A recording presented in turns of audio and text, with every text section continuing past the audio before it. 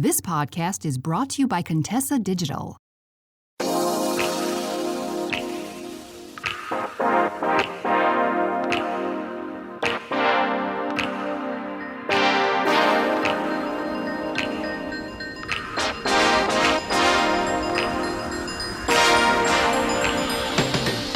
you ever get a word or a phrase or even an idea just constantly stuck in your head? It keeps popping up either from you randomly thinking of it, or you keep seeing it on social media, or people around you say something related to this thing and you just can't seem to escape it.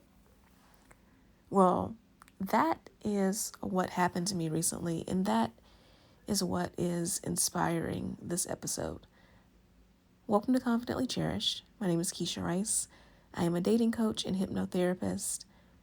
I help successful women learn how to heal from their unhealthy relationship patterns so that they can attract cherished, healthy relationships. And this idea that has been stuck in my head is simple, but it's not easy. So many things in our lives are simple, but not easy.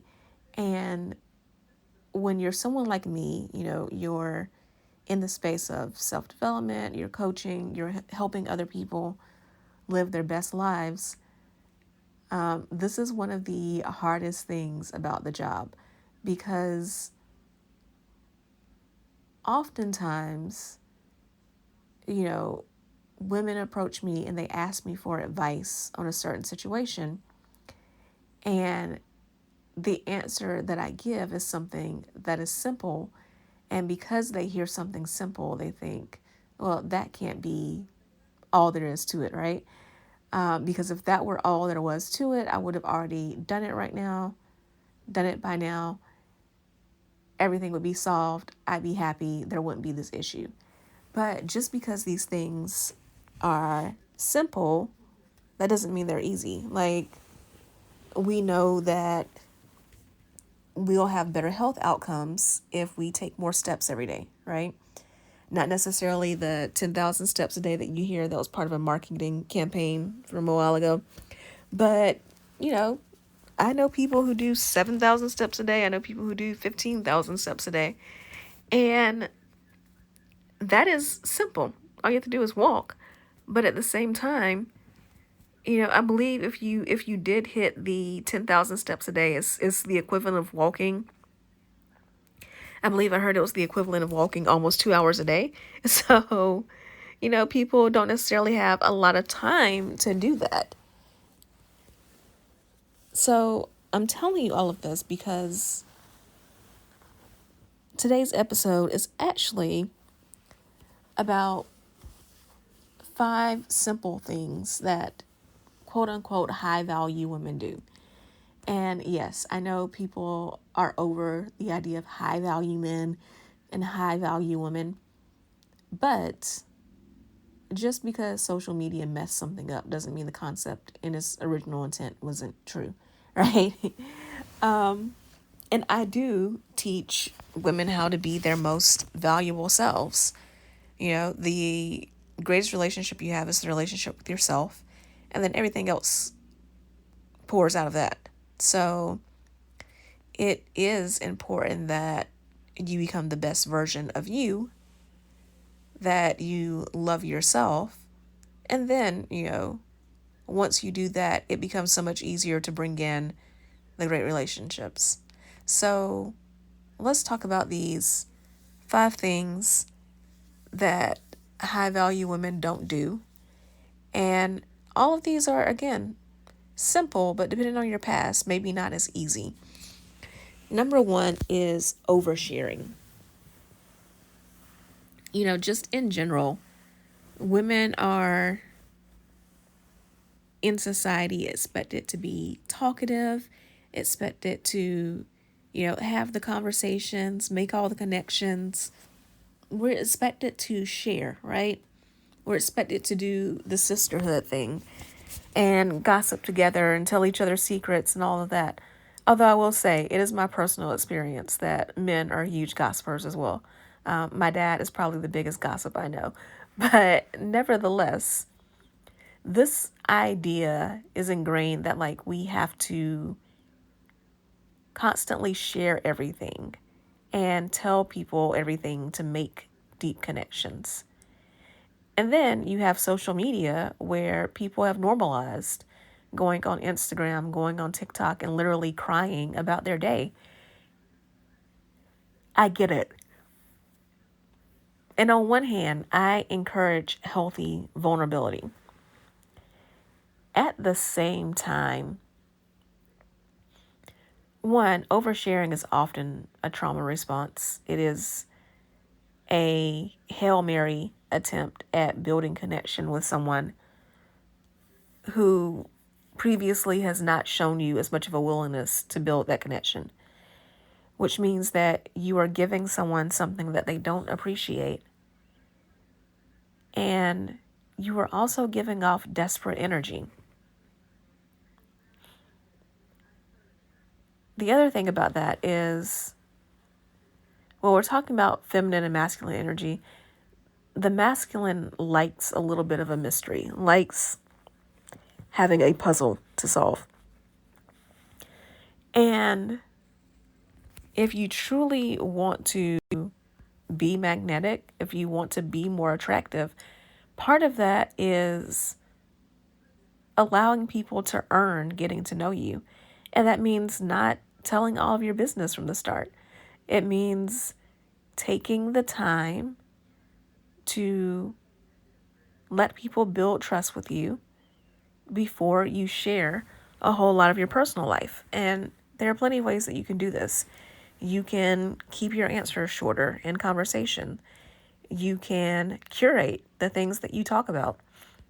You can take some time, sit down with your journal and say, these are the subjects that I'm willing to discuss. This is how much detail I'm willing to go into these, and have that planned out so that when you have conversations, you don't stray from it. You can also get people to talk more about themselves by asking them questions, getting them to open up instead of you being the one to do that. Number 2, high value women don't play games. This is one of the things that bothers me so much about Instagram and TikTok, as much as I love both platforms. There is so much content online right now about how to manipulate a person. And I have mixed feelings about that. On one hand, I do think the content should be out there because you, in watching it, may learn ways in which other people are manipulating you.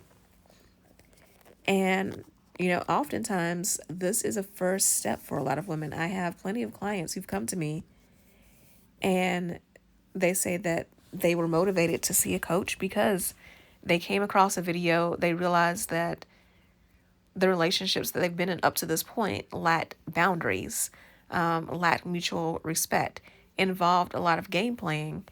And now they want to, yes, avoid getting in relationships like that in the future, but they also want to explore themselves and make sure that they don't have that in them. So having this ability to stay away from the game playing and to be open and honest with people, it makes you more attractive. It also gives you more peace of mind in your relationships, knowing that people are with you for you and not because of some psychological warfare you took out on them, right? It's also a matter of, I say this all the time, I don't ever want a woman to play hard to get. I want her to be hard to get. You would not have to play games if you genuinely were that girl. You know what I mean? And by that girl, I don't mean that you have to have perfect hair or the perfect body or any of that. But if you had high boundaries and high standards, and if you stuck to them and you didn't compromise on those, and you were confident that you could find someone who met those standards and who respected your boundaries, you wouldn't need to play games.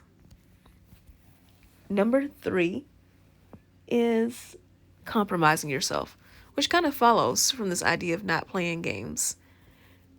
When I first start working with my clients, and of course my one-on-one program's the same as this podcast, Confidently Cherished is the name. When I start working with my clients, the first thing that we work on is establishing, what is it that you need in a relationship? What is it that you want in a relationship? What are your deal breakers? What are, your standards? And it is so important that you hold on to those. And when I say hold on, I don't mean that they're set in stone. As you grow, as you mature, as you develop, some of those things will change. Some things will fall off. Some things will become more important. Your priority list will shift, all of that. But being able to uphold the boundaries that you have at this moment is so important. And not compromising yourself because there's a part of you that worries that you aren't worthy of what it is that you actually want. I think of this often with clients of mine who are celibate or abstinent. And don't get me wrong, we could do a whole nother episode on sexuality. It's a personal choice, how active or not active you want to be.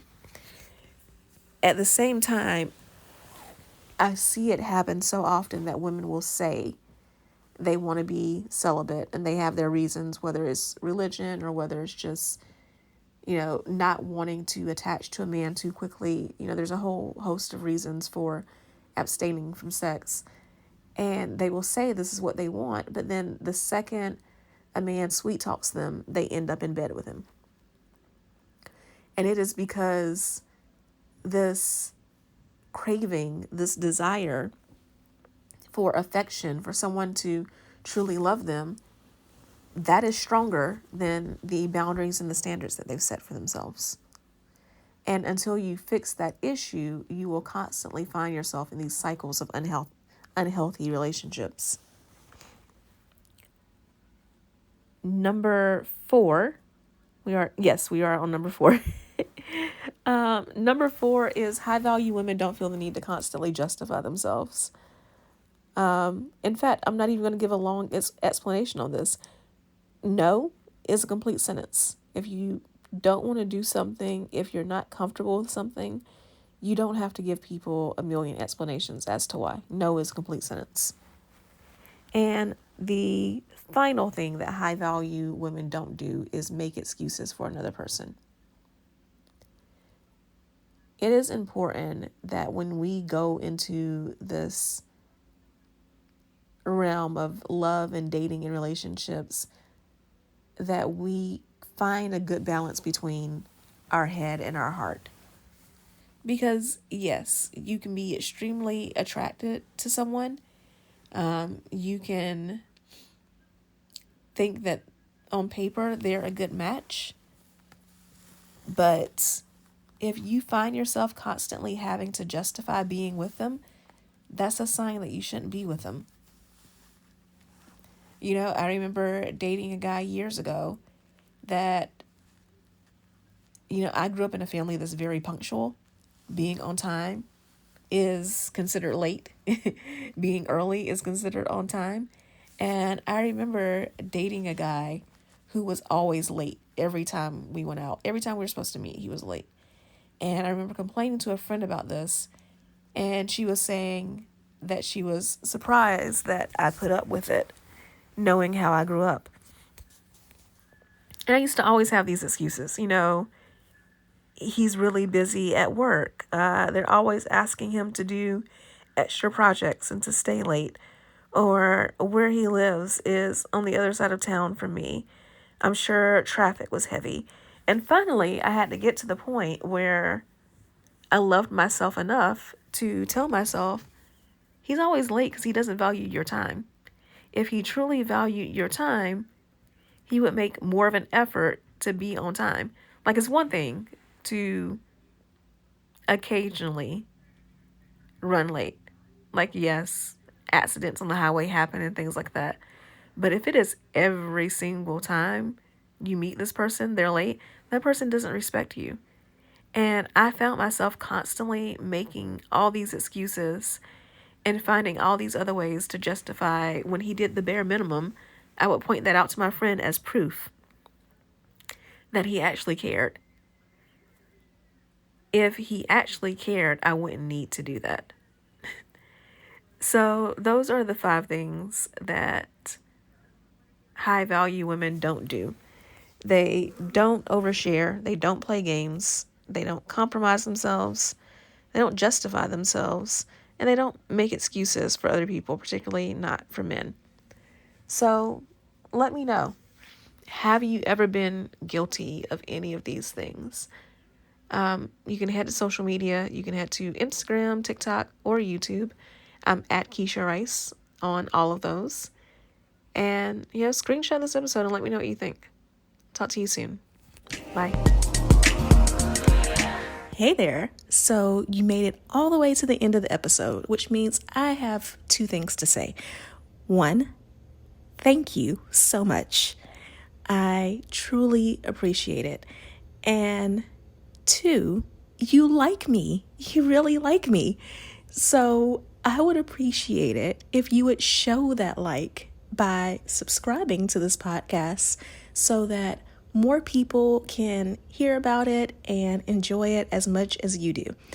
And if you want to know more about any of the links that I mentioned on this episode or any guests that I've had, be sure to go to KeshiaRice.com/links.